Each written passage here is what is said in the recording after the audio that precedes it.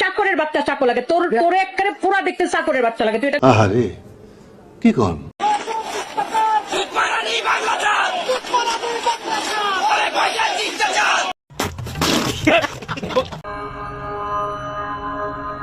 तो चलिए शुरू करते हैं। আমি করে নিয়ে এই পোস্ট যদি ডিলিট না করছস, এই পোস্ট যদি ডিলিট না করছস আমি ওপেন এই পোস্ট ডিলিট করবো না, তুই আমার বালডা করিস বালডা।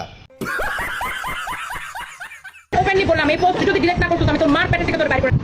तो रुको जरा सबर करो। এটা কি জানোস?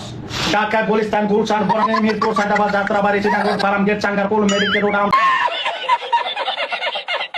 তুলি কাপ তুলি মিম তুলি হাইদানি মাগি বেশ সামাগি হামকি মাগি বইরা এক বেড়া বিয়া করছস, জানো কিছুদিন পরে মারা যাবো, বেড়া মারা গেছে, এটা বেড়া কোটি কোটি টাকা তো।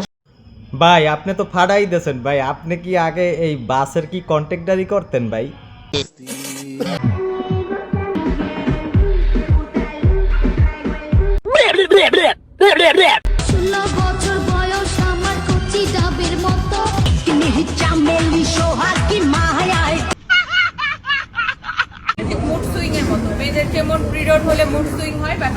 ঠিকই কইছেন আপা, আপনার মুড সুইং হইতে হইতে 3-4টা বাতার পাল্টায় ফেলছে।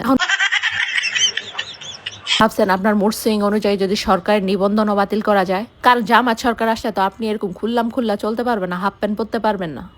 ঠিক বলেছো।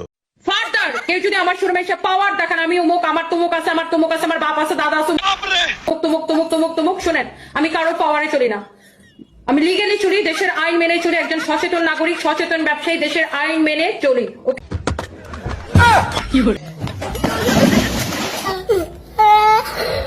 তুই আইন মেনো ভালো কথা, তাই উদলা তুই থাকবি।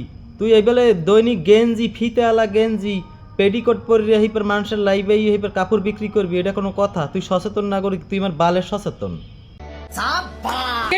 সো এই ধরনের পাওয়ার টাওয়ার দেখাইতে আইসেন না আমার শোরুমে, কারণ আমার শোরুমে সিসিটিভি ফুটেজ আছে, ভয়েস ক্যামেরা আছে।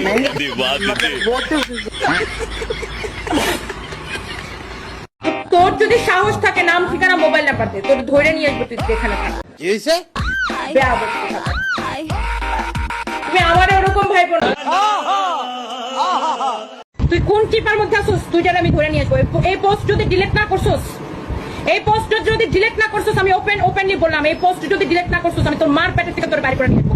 ডিলিট না করলে তুই কি করবি একটু কর না। ডরাইছি, আমার বাড়ি গফরগাঁও, আইও তোমার লগে দেখা করি।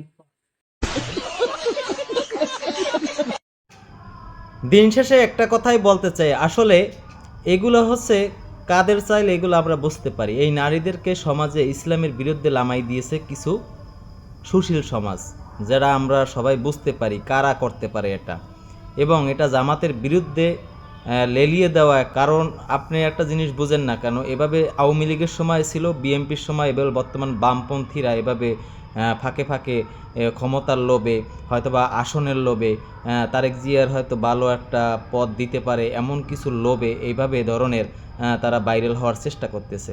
বিশেষ করে আমরা এর থেকে পরিত্রাণ পাবো যতই ইসলামের বিরুদ্ধে যারা ইসলাম দায়ে টুপি নামাজ রোজা করে তাদের বিরুদ্ধে যুগে যুগে এমন ধরনের বিপদ পদক্ষেপ এভাবে বামরা নিতেই থাকবে, বিপদ দিতেই থাকবে, আর সেগুলোই আমাদের জয় করতে হবে। তাই আমাদের এগুলোর থেকে সাবধান অবলম্বন করে তারপর এগিয়ে যেতে হবে। ইনশাল্লাহ ভিডিওটা ভালো লাগলে অবশ্যই কমেন্ট রেখে যাবেন।